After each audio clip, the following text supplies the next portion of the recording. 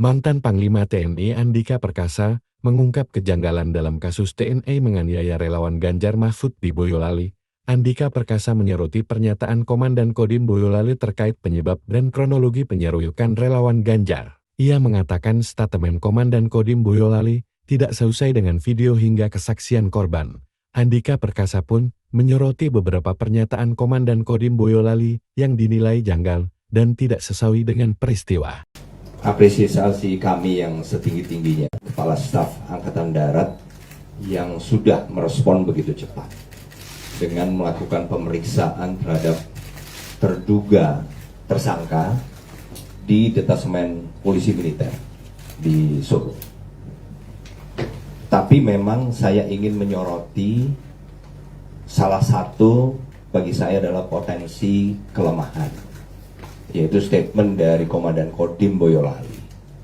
Inilah yang kemudian direspon oleh Mas Ganjar di video tadi, yang juga seingat saya juga direspon oleh Ketua DPC PDIP Boyolali, Mas Susetio, yaitu adanya klaim yang ternyata klaim penyebab atau kronologi dari kejadian yang ternyata begitu dilihat dari videonya dan setelah ada penjelasan dari korban minimal dari 2 orang, yaitu Slamet Andono dengan Diva Arif Ramandani, ini ternyata mengkonfirmasi apa yang terlihat di video. Jadi bukan seperti statement yang dinyatakan oleh Komandan Kodim Boyolali. Di statement itu antara lain dinyatakan salah satunya bahwa ini adalah kesalahpahaman antara 2 pihak. Padahal kan dari video yang beredar, dan video itu beredar lebih dulu dibandingkan dengan statement Komandan Kodim. Di situ jelas kalau dari videonya tidak ada proses kesalahpahaman. Yang ada adalah langsung penyerangan atau tindak pidana penganiayaan. Kemudian dari keterangan saksi pun yang kemudian diucapkan ulang oleh Mas Ganjar dan diucapkan ulang oleh Ketua DPC PDIP Boyolali juga menyatakan hal yang sama. Yang kedua, statementnya juga menyatakan bahwa ini adalah tindakan spontan di mana para anggota yang sedang oknum anggota yang sedang berolahraga ini kemudian keluar untuk menghentikan, membubarkan sampai terjadinya penganiayaan.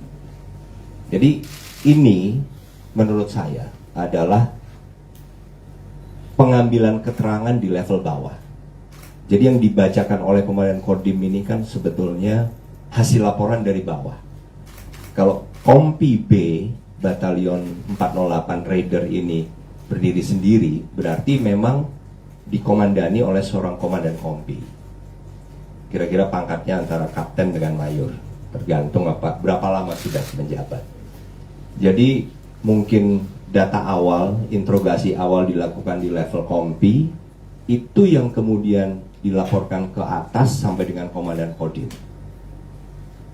Jadi kapasitas dari Komandan Kodim pada saat mengumumkan sebetulnya kan bukan sebagai atasan dari yang melakukan tindak pidana, tetapi lebih sebagai atasan yang berhak menghukum.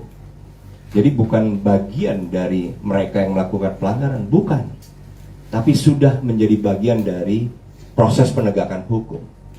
Sehingga keterangan apapun yang diambil atau didengar dari terduga tersangka ini juga nggak boleh diambil mentah-mentah, sehingga nggak nyambung antara apa yang disampaikan sebagai kronologi bahwa akan menghentikan kemudian membubarkan, yang itu semua juga bukan sama sekali bukan kewenangan seorang anggota TNI, sama sekali bukan.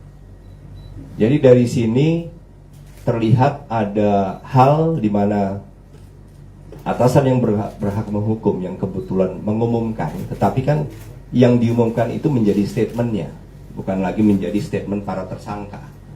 Nah, ini yang harus dipastikan, dan saya yakin Kepala Staf Angkatan Darat, Panglima TNI akan terus mengawal sehingga prosesnya ini tidak akan misalnya melenceng arahnya, tetapi benar-benar pada fokus pada kejadian sebenarnya dan sesuai dengan data-data dari saksi. Download Tribun X sekarang, menghadirkan lokal menjadi Indonesia.